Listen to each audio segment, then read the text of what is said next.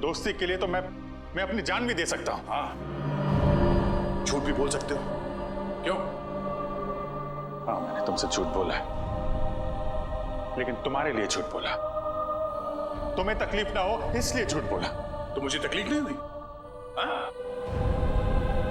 मैं खुश हूं, मगर सिर्फ और सिर्फ तुम्हारे वजह से मैं इस तरह से खुश हूं, तुम्हारे वजह से।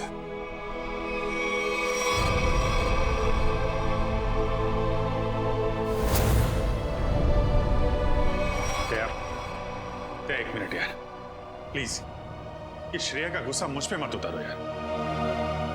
मैं गुस्सा श्रेया पे नहीं, मुझे गुस्सा तुम पे आ रहा है। क्यों? कसूर क्या है मेरा? यही कि मैं तुम्हें खुश देखना चाहता हूं। अरे यार, सिद्धार्थ वाली बात तुमसे किसने बताई? श्रेया के घर कौन लेके गया था तुम्हें? अरे तुम और श्रेया एक साथ होते तो दुनिया में सबसे ज्यादा खुश मैं होता यार, मैं। मगर श्रेया और मैं एक साथ तो नहीं है ना? हाँ? और मैं खुश भी नहीं हूं यार। अब इन बातों में कुछ रखा नहीं है, भूल जाओ। ठीक है, मैं भूलने के लिए तैयार हूं, मगर मेरे दिल की तसल्ली के लिए एक बार मुझे बता दो, तुमने वो चिट्ठी श्रेया को क्यों नहीं दी? यानी वो, उसका जवाब मैं अभी नहीं दे सकता। दया यार, मुझसे मत पूछो। क्यों ना पूछूं? इस एक सवाल का सीधा असर मेरी आने वाली जिंदगी भी पड़ता है और हमारी दोस्ती पे भी। मतलब अगर इस सवाल का जवाब मैंने नहीं दिया तो हमारी दोस्ती खत्म? मैंने ऐसा नहीं कहा। अरे रहने दो यार। अगर हमारी दोस्ती इतनी सस्ती है कि एक छोटे से आंधी के झोंके से उसकी नींव डगमगा जाए, तो मुझे भी ऐसी दोस्ती में कोई दिलचस्पी नहीं है।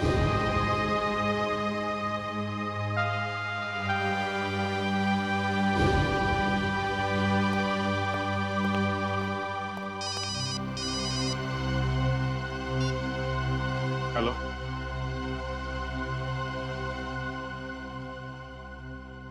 जी हाँ, सीआईडी ब्यूरो। जान खतरे में? एक मिनट, कहां से बोल रहे हैं आप?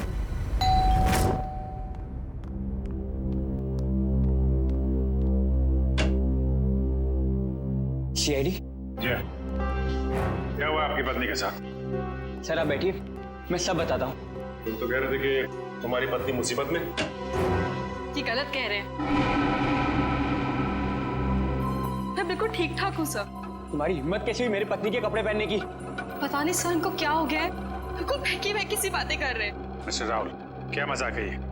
अगर आपकी पत्नी ठीक ठाक है तो सीआईडी का वक्त बर्बाद करने से क्या फायदा? सर मैं सीआईडी का वक्त बर्बाद नहीं कर रहा हूँ सर। नम्रता सच में बहुत बड़ी मुसीबत में है। दरअसल कुछ घंटे पहले लगता आ गई।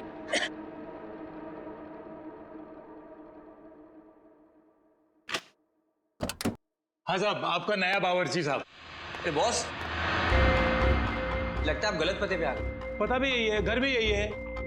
नम्रता मैम साहब ने मुझे काम पे रखा है खाना बनाने के लिए साहब। कमाल है, नम्रता ने मुझे बताया नहीं क्यों एक नया बावर्ची रख रही है। बोलो साहब, खाने में क्या क्या बनाऊं साहब? अरे वो नम्रता आ जाएगी थोड़ी देर में, वो ही बता देगी खाने में क्या बनाना है। तब तक ये काम करो, तुम मेरे लिए एक कप चाय बना दो। ठीक है साहब। रसोई का है साहब? उस तरफ। उस तरफ।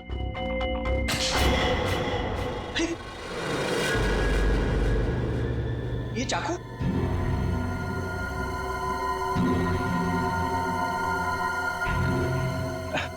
घबराइए मत साहब, इससे मैं फल काटता हूँ, भाजी काटता हूँ साहब, और मांस भी काटता हूँ साहब। ठीक ठीक, तुम जाओ चाय बनाओ। हाँ, जाता हूँ साहब, चाय बनाता हूँ साहब। कैसे आदमी को काम पे रख दिया नम्रता ने।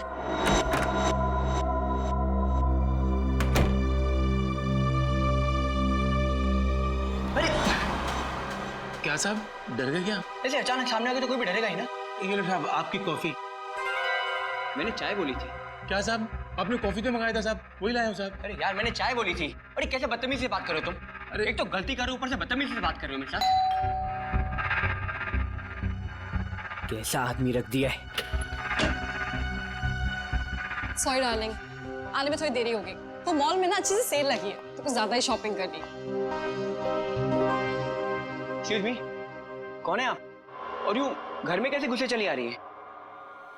अच्छा जी, मैंने कुछ ज्यादा खर्चा कर दिया तो इसलिए तुम अपनी पत्नी से ऐसे बात करोगे? पत्नी? कौन हो तुम? और नम्रता कहाँ है? तुम्हारे सामने। अच्छा, अब समझ में आया। मेरी पत्नी ने ही कहा है ना तुम्हें मेरे साथ मजाक करने के लिए, है ना? राहुल, तुम्हें क्या हो गया? क्यों बहकी बहकी बातें कर रहे हो? बहुत हो गया ये बकवास। हाँ, कहाँ है नम्रता? मैं अभी नम्रता को फोन करता हूँ।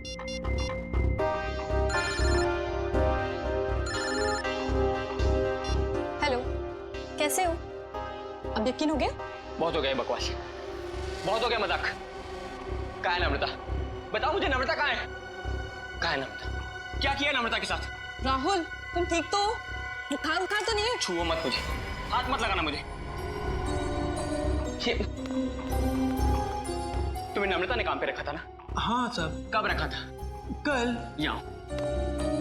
यहाँ और बताओ, क्या यही नम्रता है? हाँ साहब, यही तो है नम्रता मैम साहब। देखो यार, वो कुछ छोटी मोटी चाय कॉफी के बहस करे, तुम झूठ मत बोलो। कौन है ये? नहीं साहब, मैं सच बोल रहा हूँ, यही है नम्रता मैम साहब।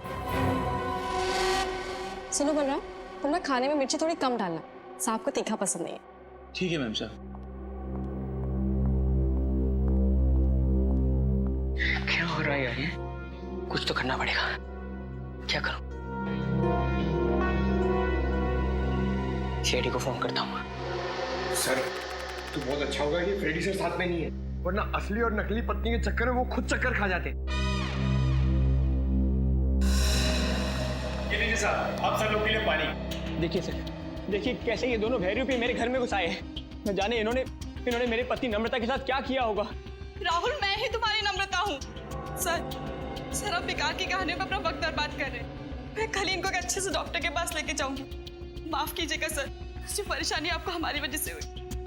कोई बात नहीं, अब हम लोग यहाँ आ गए हैं तो सारा मामला समझ के ही जाएंगे। मिस्टर राहुल, आपके पास क्या सबूत है कि ये आपकी पत्नी नम्रता नहीं है? सबूत? हाँ है ना सर, मेरी पत्नी की तस्वीरें मेरे फोन में। क्या हो मिस्टर राहुल? हाँ? ये कैसे हो सकता है? इसमें मेरे और मेरी पत्नी की लगभग 100 तस्वीरें थी, अब एक भी नहीं है। याद आया सर, जब मैं नहाने गया था ना, तो मैंने ये फोन इस टेबल पर रखा था। जरूर इसी ने वो फोटो डिलीट किए सर, इसने। मैं कह रहा हूँ। क्या बात कर रहे हैं साहब? मैं इतना महंगा फोन कभी इस्तेमाल ही नहीं किया साहब। फोटो कैसे निकालेगा साहब? सर ये झूठ बोल रहा है सर, इसी ने फोटो डिलीट की है। एक मिनट, अगर मोबाइल में फोटो नहीं है तो फिर शादी की तस्वीरें तो होगी ना आपके शादी के एल्बम में? है ना सर, पूरा एल्बम है, मैं अभी लेकर आता हूँ।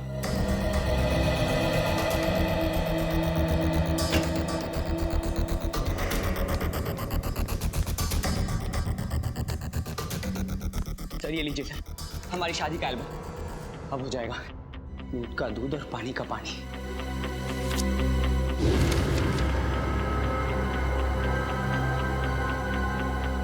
आपका कहना है कि ये आपकी बीवी नम्रता नहीं है? जी सर, ये मेरी पत्नी नहीं है। मेरे ख्याल से आप भी ये एल्बम देख लें तो अच्छा रहेगा।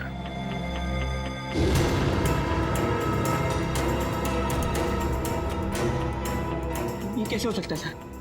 ये कोई बहुत बड़ी साजिश है, ये कोई साजिश है मेरे खिलाफ। जरूर इसमें मेरी पत्नी भी शामिल है, उसी ने भेजा होगा इन दोनों को।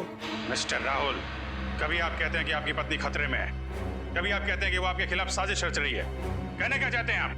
सर मुझे कोई खतरा नहीं है और ये कोई साजिश नहीं है। मैंने आपसे कहा ना, इनकी तबीयत खराब है। तुम चुप रहो, मुंह बंद रखो अपना। एक मिनट, आप नम्रता हैं, आपके पास कोई आईडी वगैरह है? जी हाँ सर, पासपोर्ट है, पैन कार्ड है, आपको जो चाहिए मैं दिखा सकती हूँ। प्लीज। एक मिनट।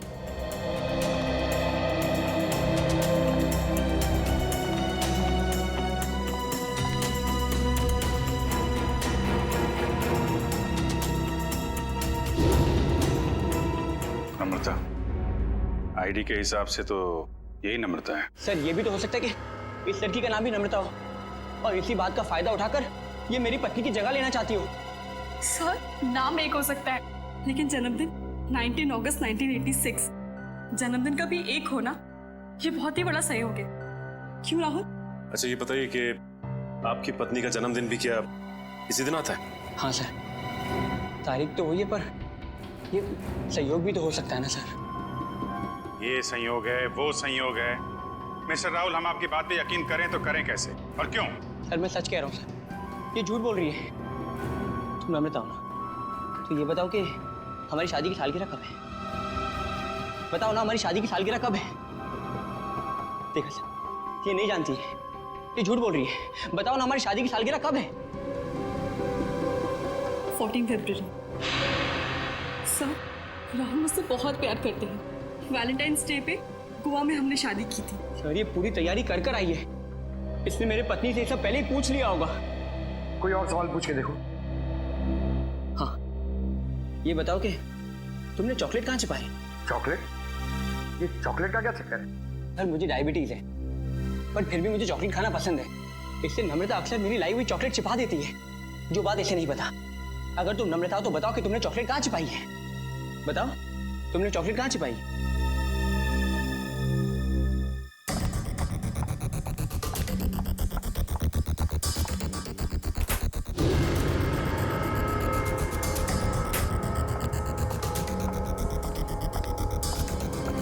ये रही चॉकलेट। मैं तुम्हें खाने नहीं दूंगी, डायबिटीज है तुम्हें। मुझे डायबिटीज नहीं है, मुझे दे दीजिए। अब क्या कहना आपको मिस्टर राहुल? सर ये लोग पूरी तैयारी कर कर आए हैं। ठीक है, एक पल के लिए हम आपकी बात मान लेते हैं, लेकिन ये आपकी पत्नी है या नहीं, इसका जवाब तो इस घर में ही मिलेगा। तलाशी लो करके।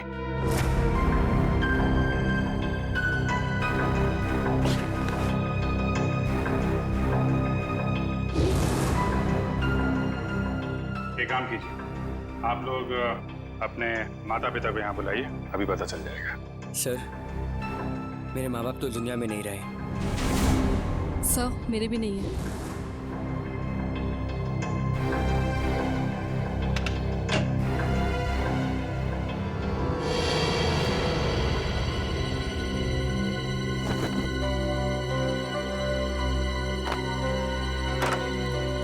पंकज, ऐसी जगह पे ये डस्टबिन कैसे पड़ा? तो कोई रिश्तेदार दोस्त वो तो होंगे इस शहर में ना, उनको बुलाइए। सर दरअसल हम कुछ ही दिन पहले बैंगलोर से यहाँ शिफ्ट हुए हैं। यहाँ हम किसको भी नहीं जानते। ओह, तो तुमने ये भी पता लगा लिया है?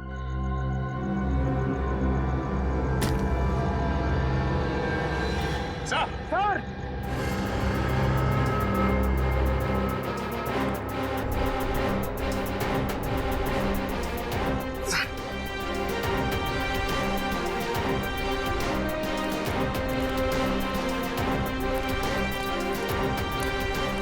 सर, लाश।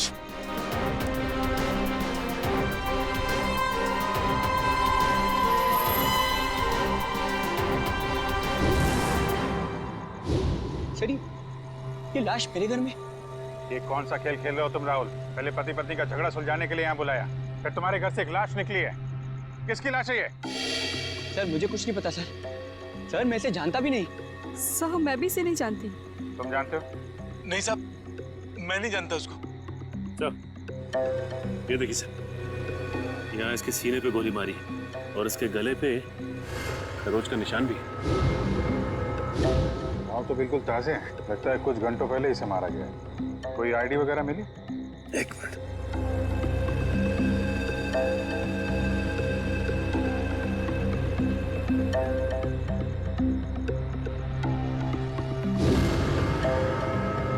सर इसका नाम पुलकित रॉबिन है।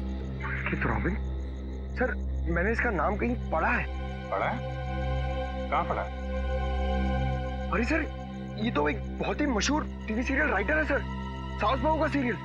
मैं देखता हूँ सर। एक टीवी सीरियल राइटर की लाश मेरे घर में? पंकज मोबाइल पे देखो, इंटरनेट पे इस पुलकित रॉबिन की फोटो निकालो, देखो कहीं ये वही आदमी तो नहीं।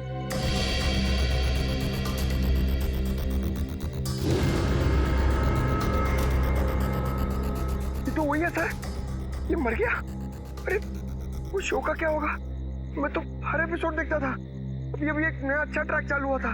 सर मैं तो ये सब में फंस नहीं जाऊंगा ना सर। मिस्टर राहुल, तुम्हारे घर से एक लाश मिली है, लाश। जब तक खूनी पकड़ा नहीं जाता आप सब लोग हिरासत में रहेंगे। सचिन, घर सीज कर दो और इस पुलकित रॉबिन का एड्रेस निकालो। अब राधिका समीर से कहेगी, दूर हो जाओ मेरी नजरों से, मैं तुम्हारी शक्ल भी नहीं देखना चाहती। समीर राधिका की नजरों से दूर हो ना हो, लेकिन हम सीआईडी वाले आपकी नजरों से दूर नहीं होने वाले। सीआईडी? और मेरे घर में? जी, वैसे आप राइटर्स लोगों का काम बहुत मुश्किल होता है ना, इतना पेचीदा ताना बाना बनना पड़ता है, कभी कहानी का, कभी किरदारों का, और कई बार खून का। दरअसल मैं समझी नहीं, आप लोग यहाँ क्यों आए हैं? दरअसल हम आपसे खून के बारे में पूछताछ करने आए, मगर अगर आप चाहें तो अगले हफ्ते देविका के साथ शो में क्या होने वाला है ये हमें बता सकती हैं, क्योंकि पुलकित जी तो रहे नहीं। क्या पुलकित सर का खून हो गया? कब और कैसे? ये तो अब आप ही बता सकती हैं। मैं? मुझे कुछ नहीं पता। इतनी भोली बनने की जरूरत नहीं है आपको। हम पुलकित के घर से आ रहे। पुलकित की पत्नी ने बताया कि आप पुलकित की असिस्टेंट हैं। और कल शाम वो आपसे मिलने के लिए ही घर से निकले थे, मगर वापस पहुंचे ही नहीं। ये बात सच है, मैं और पुलकित सर कॉफी शॉप में मिलने वाले थे, लेकिन वो वहाँ पहुंचे ही नहीं। कौन सी coffee shop? IG coffee shop. वही जो बैरिक्स रोड पे? हाँ जी, वही। मगर पुलकित की लाश हमें मिली सृष्टि नगर में, और ये बैरिक्स रोड सृष्टि नगर से बहुत दूर है। तो इसका मतलब ये है कि तुमने पुलकित को कॉफी शॉप पर बुलाया, उसके बाद उसे बहला फुसलाकर तुम सृष्टि नगर ले गई और वहां तुमने उसका खून कर दिया। नहीं, ये बात गलत है। मैं ऐसा क्यों करूंगी?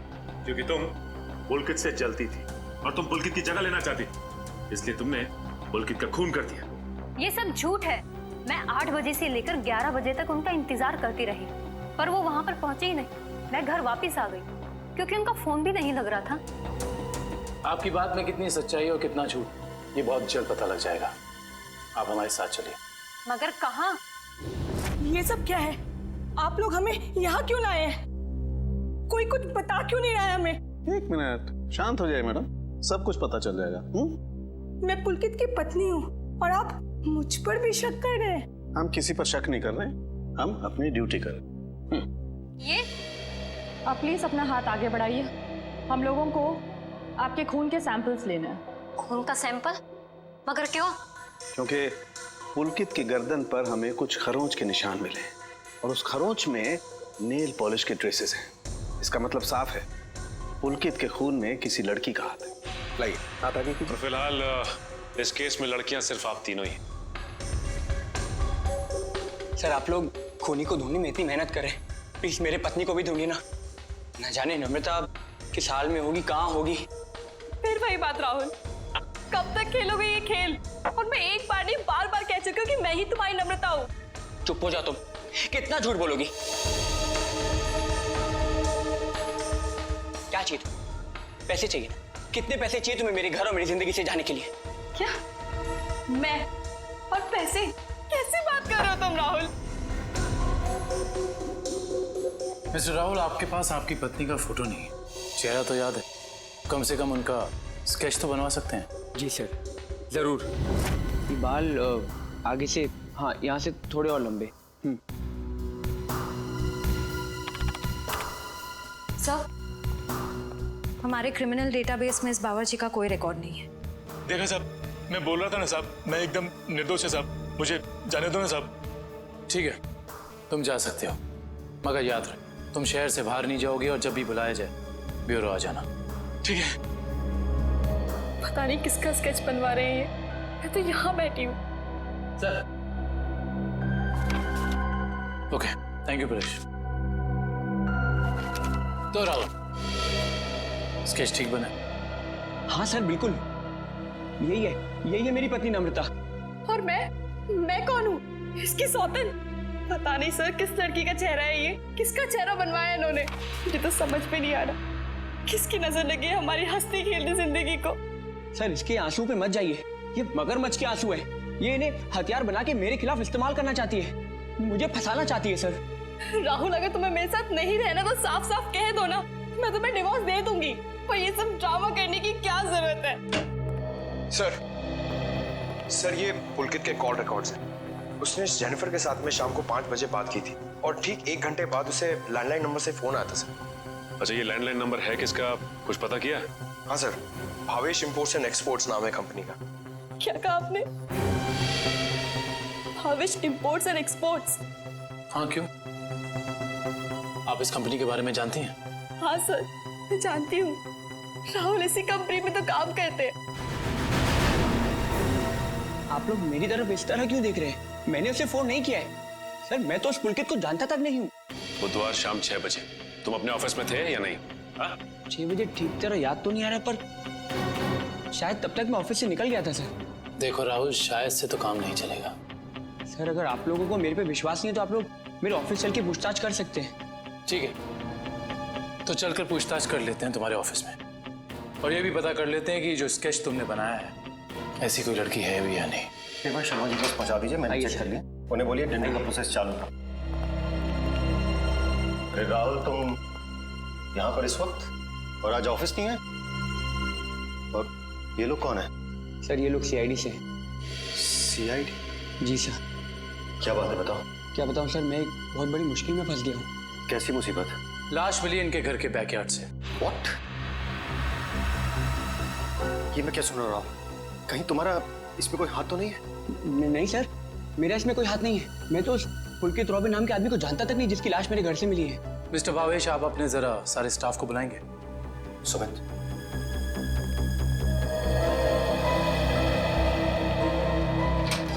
सुनो, सबको बॉस अंदर बुला रहे हैं।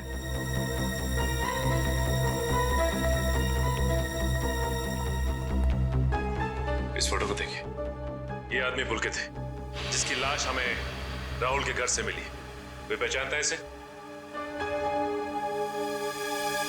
जरा ध्यान से देखिए, टीवी सीरियल लिखते थे ये। आप इसे पहचानते हैं या इनसे जुड़े किसी आदमी को जिनका इनके साथ संबंध हो? ऐसा तो हो नहीं सकता कि आप में से कोई भी इन्हें नहीं जानता, क्योंकि आपके ऑफिस के लैंडलाइन से फोन किया गया था शाम को 6 बजे बुधवार। व्हाट? तो शायद राहुल ने किया होगा। मैं क्यों फोन करूंगा सर? मैं तो उसे जानता भी नहीं। और ऐसा भी तो हो सकता है कि इसी ऑफिस से किसी और ने फोन किया हो। और तो और सर, मैं तो जिस घर में रहता हूँ घर भी मुझे ऑफिस की तरफ से मिला है। Interesting, very interesting. आप में से किसी को याद है कि बुधवार को राहुल कितने बजे तक ऑफिस में था? हाँ सर, 5:30 बजे तक। 5:30 बजे, और पुलकित को फोन किया गया 6 बजे। हरीश जी, बहुत बहुत शुक्रिया हमारी दुविधा दूर करने के लिए। Thank you. हरीश, क्या तुम मेरा एक काम और करोगे? हाँ बोलो। तुम्हें याद है तुम वो इम्पोर्टेंट पेपर्स लेकर मेरे घर आए थे? हाँ याद है। तब तुम मेरे पत्नी नम्रता को मिले थे ना? हाँ राहुल, लेकिन उस बात का इस खून से क्या लेना देना है? लेना देना है, क्योंकि एक अनजान औरत मेरे घर में घुस आई है और मेरे पत्नी होने का नाटक कर रही है। क्या तुम प्लीज उसे चल के मेरे लिए पहचान सकते हो? हाँ श्योर। कहाँ है वो औरत? नीचे हमारी गाड़ी में बैठी हुई, आइए हमारे साथ। देखना सर, अब इस औरत का भांडा फूट जाएगा। धीरज रखिए, अभी पता चल जाएगा। अरे हरीश जी, कैसे हैं आप? हेलो नम्रता, मैं ठीक हूँ। तुम कैसी हो? क्या बताओ, पता नहीं राहुल को क्या हो गया। हरीश, ये तुम क्या कह रहे हो यार? ये मेरी पत्नी नम्रता नहीं है। व्हाट? ये कैसी बात कर रहे हो राहुल? यही तो नम्रता है, तुम्हारी पत्नी, जिससे तुमने मुझे मिलवाया था। अब क्या कहना है मिस्टर राहुल आपका? है कोई जवाब आपके पास? हरीश, लगता है तुम्हारी आंखों का नंबर बढ़ गया है। जाके अपनी आंखें टेस्ट करवाओ। तुम एक ही बार मिले इसलिए शायद इसे पहचान नहीं पा रहे हो। हाँ मिस्टर राहुल, मेरे चश्मे का नंबर जरूर बढ़ गया है, लेकिन मेरी याददाश्त कमजोर नहीं हुई है। यही नम्रता है। यकीन नहीं होता ये सब में तुम भी शामिल हो। सर मैं कह रहा हूँ, पुलकित के खून में ना इसी का हाथ है। अरे ये कैसी बात कर रहे हो राहुल? तुम्हारा दिमाग खराब हो गया? सर ये झूठ बोल रहा है। मैं ठीक कह रहा हूँ सर। राहुल, ठीक और गलत का फैसला हम लोग करेंगे, आप नहीं। सर मैं आपको कुछ बताना चाहती हूँ। सर कुछ साल पहले राहुल को एक मानसिक बीमारी थी और शायद उन्हें वो बीमारी वापस हो गई है। क्या? इतनी बड़ी बात तुमने हमसे छुपाई क्यों? ये भी पता कर आई हो तुम? सर ये सच है कि मुझे बीमारी थी, पर अब मैं बिल्कुल ठीक हूँ। अब चाहे तो बैंगलोर में मेरे साइकियाट्रिस्ट से बात कर सकते हैं। हाँ सर, मैं भी वही कह रही हूँ। ये बिल्कुल ठीक हो गए थे, पर शायद इन्हें दोबारा दौड़ना पड़ रहा है। ये मुझे पहचानने से इनकार कर रहे हैं। सर शायद इन्होंने ही पुलकित को मारा होगा। चुप हो जाओ तुम। एक तो मेरी बीवी को गायब कर दिया, ऊपर से मेरे पे झूठा इल्जाम लगा रही है। मैं इसे जान से मार दूंगा। पीछे हो। क्या बिगाड़ा है मैंने राहुल तुम्हारा? सर प्लीज राहुल को अपनी कस्टडी में ले लीजिए सर। देखिए ना, अपनी पत्नी को दिन दहाड़े जान से मारने की धमकी दे रहा है ये।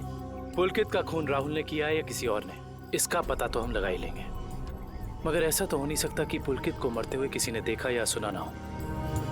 उस मोहल्ले के लोगों से पूछताछ करनी होगी।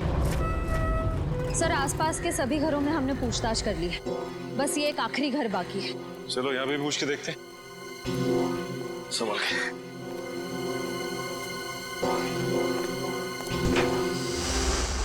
दरवाजा खुला, कोई इस तरह से दरवाजा क्यों खुला छोड़ेगा?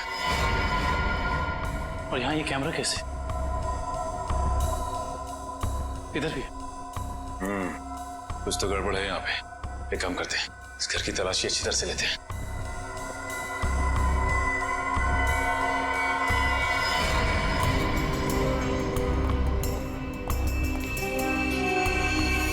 सर जल्दी आइए।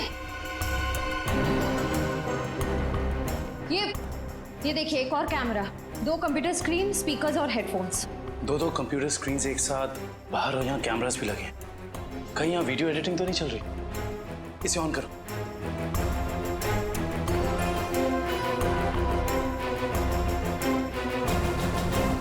हाँ साहब, आपका नया बावर्ची साहब। लगता है आप गलत पते पे आ रहे। नम्रता मैम ने मुझे काम पे रखा है खाना बनाने के लिए। चाय बनाता हूँ साहब। अरे जाओ ना। अभी क्या है? सॉरी डार्लिंग, आने में देर हो गई। वो मॉल में ना सेल लगी थी तो कुछ ज्यादा ही शॉपिंग करनी। माय गॉड, कोई कैमरा लगा के राहुल के घर पे नजर रखे हुए। क्या हुआ आपकी पत्नी के साथ? सर आप बैठिए, मैं सब बताता हूँ। सिर्फ राहुल की नहीं, सीआईडी की भी। मैं तो बिल्कुल ठीक ठाक हूँ। सर एक बात समझ में नहीं आ रही है, इतनी दूर से सीआईडी का वक्त बर्बाद करने से क्या फायदा है? मगर ये आवाज इतनी क्लियर कैसे आ रही है?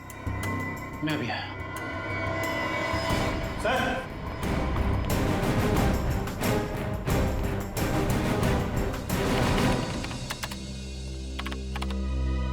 एक काम करते हैं, इस जगह को अच्छी तरह से छान मारते हैं।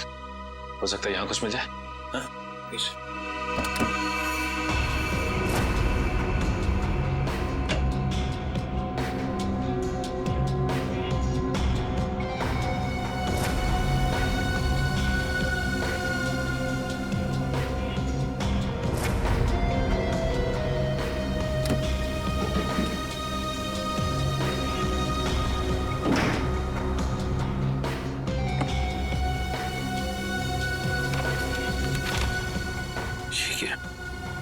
क्या हुआ सर?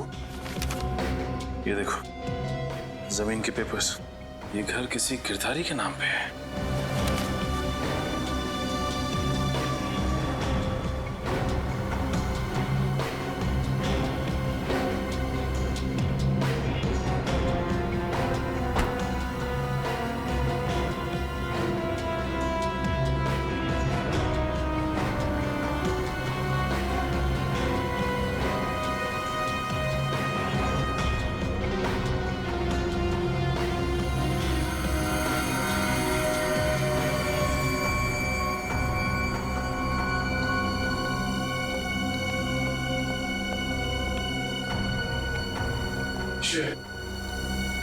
तुम्हारे सारे सवालों का जवाब ये माइक है, जो मुझे राहुल के घर से मिला। स्पीकर के अंदर छुपा के रखा हुआ था। इसका मतलब गिरधारी जो राहुल के घर पे नजर रखे हुए था, उसी ने माइक लगाया यहाँ पे। कौन गिरधारी? अरे दुष्यंत, ये घर के कुछ पेपर्स मिले जिसमें लिखा है कि गिरधारी इस घर का मालिक है। आप लोग सुंदर जी के मेहमान हैं? तुम कौन हो? जी मैं तो यहाँ पर किराए पर रहता हूँ, पर आप लोग कौन हैं? हम लोग सीआईडी से। सीआईडी? जी हाँ, सीआईडी।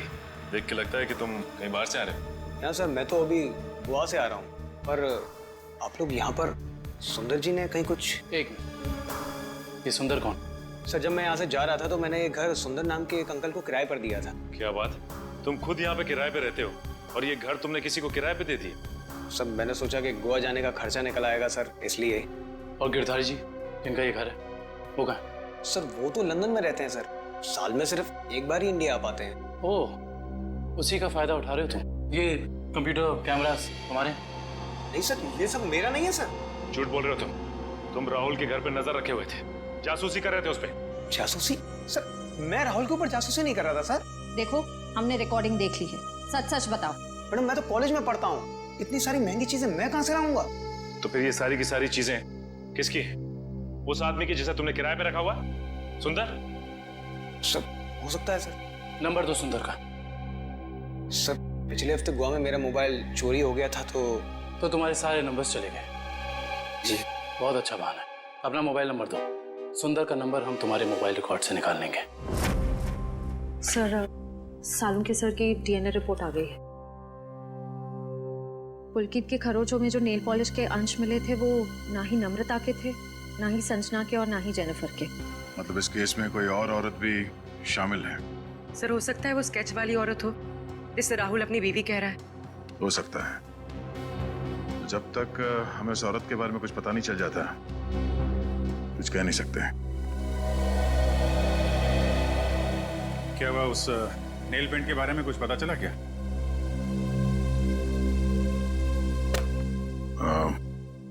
पूरी मुझे कुछ काम है, मैं बाद में आता हूँ।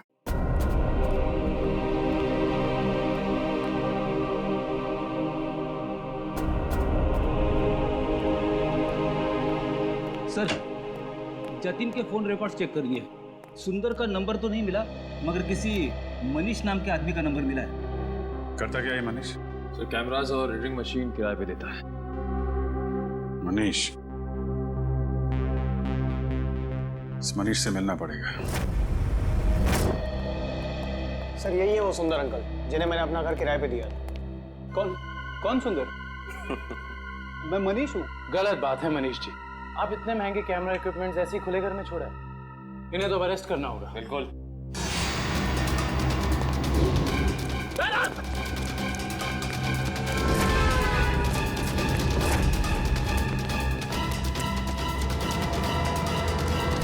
अरे रुको रुको रुको मनीष, कहाँ भाग के जा रहे हो? अभी तो तुम्हारा ऑडिशन भी बाकी है, जो शुरू होता है अब। मेरा कोई इरादा नहीं था सर, मैंने तो वही किया जो मुझसे कहा गया था करने के लिए। जिसने मेरे दुकान से कैमरा और एडिटिंग मशीन किराए पे लिया था, उसी ने मुझसे कहा था ये सब करने के लिए। जिसने तुमसे कैमरा किराए पर लिया, उसी ने तुमसे घर भी किराए पर लेने को कहा। जी सर, उसी ने मुझसे कहा था कि कैमरा इस तरह से फिट करूं कि सामने वाले घर का सारा नजारा दिखना चाहिए। अब तो मिलना पड़ेगा इस इंसान से। है कौन ये जनाब? जी कहिए। जी हम लोग सीआईडी से। सीआईडी? आइए। भावेश का कुछ पता चला क्या? भावेश का पता चला मतलब? हम लोग तो भावेश से ही मिलने आए। लेकिन वो तो कल से घर नहीं आए, उनका फोन भी नहीं लग रहा है। क्या कल से घर नहीं आए? आपने पुलिस में रिपोर्ट लिखवाई? मैंने रिपोर्ट लिखवाई थी, लेकिन उन्हें भी कुछ पता नहीं चल पा रहा है। सर लगता है उन्हें पता चल गया होगा कि हम आने वाले हैं, इसलिए।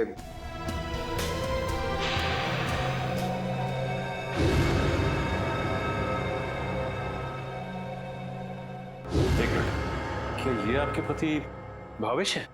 जी हाँ। ये केस तो और पेचीदा बनता जा रहा है। सब मेरे पति भावेश को ढूंढ निकालिए। देखिए मैम, आप चिंता मत कीजिए, अब भावेश का नंबर दीजिए हमें। जी 197985643।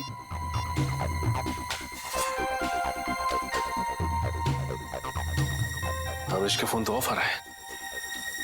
पंकज, भावेश के फोन के IMEI नंबर से पता करो कि उसका मोबाइल इस वक्त कहाँ है।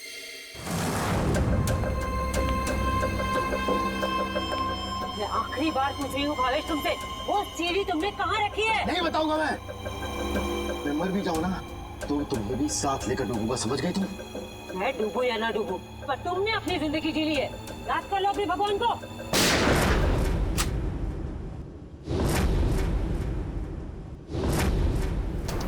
बस मुन्नी दुरेली, बहुत मचा रही आतंक।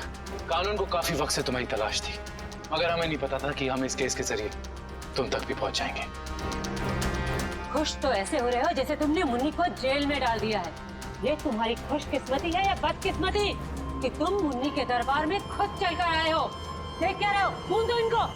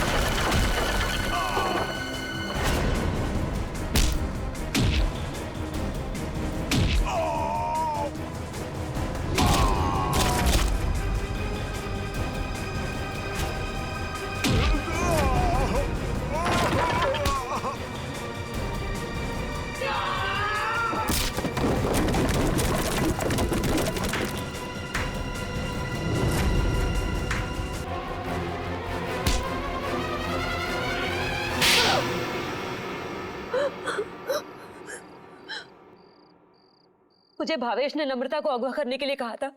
क्यों भावेश, क्या बिगाड़ा था नम्रता ने तुम्हारा? बहुत लंबी कहानी है। कोई बात नहीं मिस्टर भावेश, सीआईडी के पास मुजरिमों की दास्तान सुनने के लिए हमेशा वक्त रहता है। शुरू कीजिए अपनी कहानी।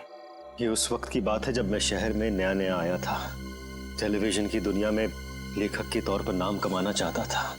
अलग अलग तरह की कहानियां लिखी, अलग अलग तरह के किरदारों को जन्म दिया। मेरी आंखों में सिर्फ एक ही सपना था कि किस तरह मेरी कहानी छोटे पर्दे पर साकार हो जाए। मगर तुम्हारा तो इंपोर्ट एक्सपोर्ट का बिजनेस था ना?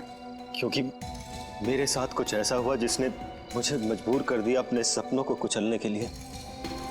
जिसके साथ मैं किराए के घर में रहता था, जिसे मैं अपना दोस्त समझता था, उसने मुझे धोखा दिया। उसने मेरी कहानी चुराई और एक चैनल में बेच दी और रातों रात अमीर बन गया।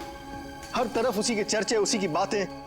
मैं ये सदमा बर्दाश्त नहीं कर पाया और फिर मैंने अपने करियर को नई दिशा दी और भावेश इंपोर्ट एक्सपोर्ट का बिजनेस शुरू कर दिया। मगर इस सब का मेरी किडनैपिंग से क्या लेना देना है? ये बात सच है कि मैंने अपनी लाइन बदल दी थी, लेकिन ये भी सच है कि मेरे अंदर एक राइटर छुपा हुआ है। टेलीविजन में कुछ कर गुजरने का जुनून है मेरे अंदर। मैंने वापस कलम उठाई और एक अनोखे रियलिटी शो का कॉन्सेप्ट लिख डाला, जिसमें पति पत्नी में से किसी एक की जगह एक अजनबी अगर उनके घर आ जाए तो फिर उस पार्टनर की क्या प्रतिक्रिया होगी। इस तरह का रियलिटी शो लिखा था मैंने। क्या ये सब एक रियलिटी शो था? चैनल को मेरा कॉन्सेप्ट बहुत अच्छा लगा, लेकिन वो ये जानना चाहते थे कि इसे पर्दे पे कैसे उतारा जाए। तो मैंने एक पायलट एपिसोड बनाने के बारे में सोचा और एक्सपेरिमेंट के तौर पर मैंने अपनी कंपनी में आए हुए नए एम्प्लॉय राहुल को शामिल किया। वाह, कमाल है। अगर तुम एक रियलिटी शो ही बनाना चाहते थे तो एक जायज ढंग से भी बना सकते थे।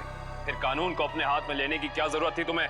मैंने कोशिश तो की थी जायज तरीके से करने की, लेकिन किसी ने मेरी मदद नहीं की। तो मैंने सोचा कि क्यों ना कुछ दिनों के लिए नम्रता को अगवा कर लिया जाए और फिर मैं अपने दो कलाकारों बावर्ची और नकली नम्रता को उसके घर भेज दूंगा और काम होने के बाद असली अमृता को फिर उसके घर भेज देता।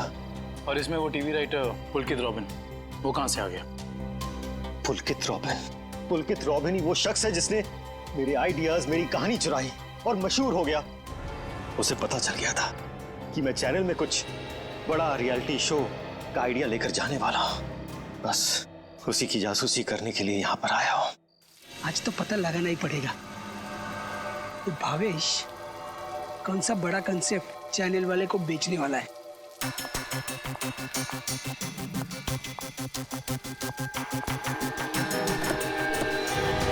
चल गाड़ी में बैठ। कौन हो तुम? मैं नहीं जाऊंगी। गाड़ी में बैठी होने वाला छोड़ो मुझे। ऐसा आवाज नहीं होगी। क्या कर रहे हैं तुम लोग? छोड़ो उसको। क्या कर रहे हैं तुम लोग?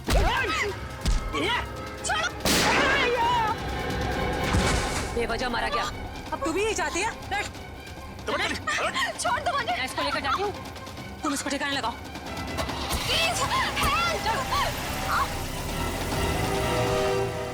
घर पहुंचकर जब मैं मेरे लगे हुए कैमरा की फुटेज देख रहा था, तब मैंने देखा कि इस मुन्नी ने पुलकित का खून कर दिया है और मेरे बने बनाए प्लान को चौपट कर दिया।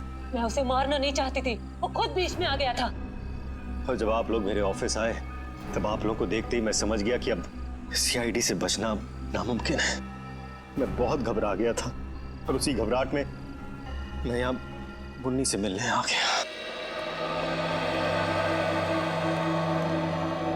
मुन्नी, तुमने मुझे फंसा दिया। पता है सीआईडी मेरे ऑफिस तक चली आई। एक तो पुलकित को मारा, ऊपर से उसकी लाश मेरे घर में छुपा दी। बोला था ना सेठ, लड़का लोगों को नहीं पता था कि तुम्हारा घर राहुल की कंपनी में आता है। अरे मैंने तुम्हें सिर्फ किडनैप करने के लिए कहा था, वो भी कुछ दिनों के लिए, पर तुमने पूरा रायता फैला दिया।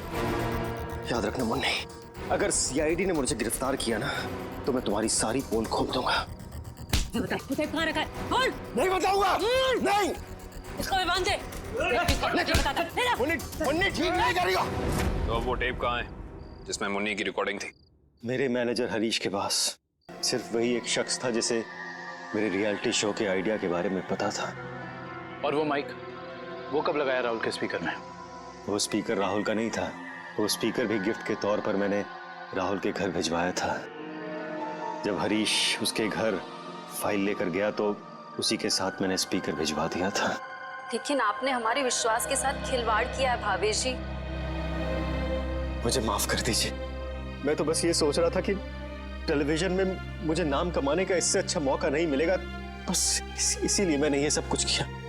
मुन्नी को तो फांसी होएगी, तुम्हारा जुर्म भी कुछ कम नहीं है भावेश। बिल्कुल, क्योंकि मिस्टर भावेश आपने एक किडनैपिंग करवाई और उस दौरान एक आदमी का खून हुआ है। आपके भविष्य का फैसला तो अब अदालत करेगी। सर क्या हुआ है? आप लोग मुझे बता क्यों नहीं रहे? जरा रुको, अभी पता चल जाएगा।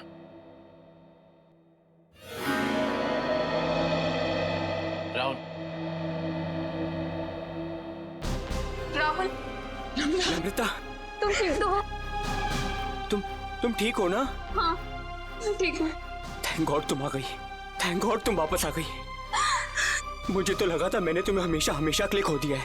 हाँ, मुझे भी ऐसे ही लगा था। मुझे तो उम्मीद भी नहीं थी कि मैं कभी तुम्हारे पास जिंदा लौट कर भी आऊंगी। वो तो अच्छा हुआ कि सही वक्त पर सीआईडी वाले आ गए, जिन्होंने हमें फिर से मिला दिया।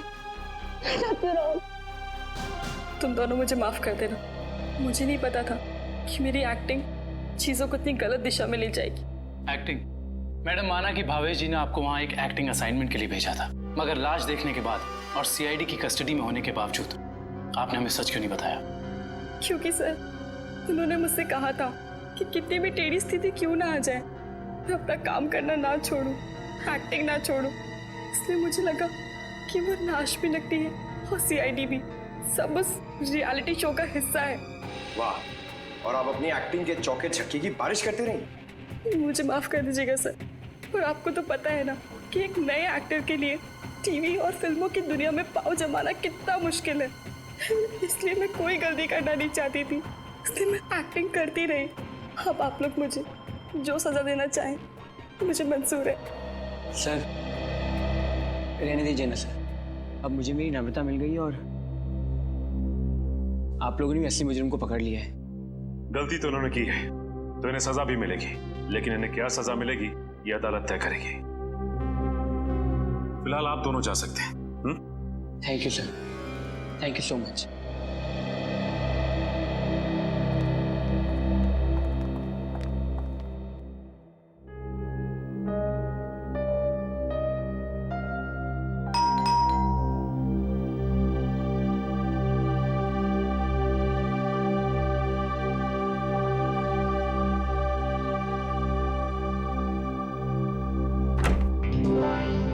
तारिका, आवा, अच्छा हुआ तुम आ गई। सब ठीक है ना अभिजीत? नहीं, इस वक्त बुलाया इसलिए पूछ रही थी। नहीं, वो एक्चुअली मुझे तुमसे कुछ जरूरी बात करनी थी। कितने परेशान लग रहे हो, क्या बात है? एक्चुअली समझ नहीं पा रहा हूँ मैं तुमसे कैसे बताऊं। मैं समझ गई, दया के बारे में ना? मैं जानता हूँ ये सुनकर तुम्हें बहुत धक्का लगेगा, और इससे पहले मेरी हिम्मत जवाब दे जाए, मैं तारिका, जब एसीपी साहब यहाँ वापस आएंगे तो मैं उनसे कहने वाला हूँ वो मेरा ट्रांसफर कर दें। क्या? ट्रांसफर? आई एम सॉरी तारिका, मैं और बर्दाश्त नहीं कर सकता। मेरे और दया के बीच में जो कुछ चल रहा है, मैं अभिजीत, लेकिन दया तो तुम्हारा दोस्त है ना? हाँ, लेकिन अब दोस्ती रही कहाँ? ऐसे क्या, दोस्तों के बीच में तो ऐसा होता रहता है, ऐसी छोटी मोटी गलतफहमी, ऐसे झगड़े। इसका मतलब ये थोड़ी कि एक दोस्त ऐसे मुंह मोड़ के निकल जाए। तारिका, मैं जान दे सकता हूं मैं उसके लिए, वो बात नहीं है, लेकिन ये सब मैंने सपने में भी नहीं सोचा था कि हमारी दोस्ती इस मुकाम तक पहुंच जाएगी। मैंने फैसला कर लिया है, मैं यहां से चला जाऊंगा।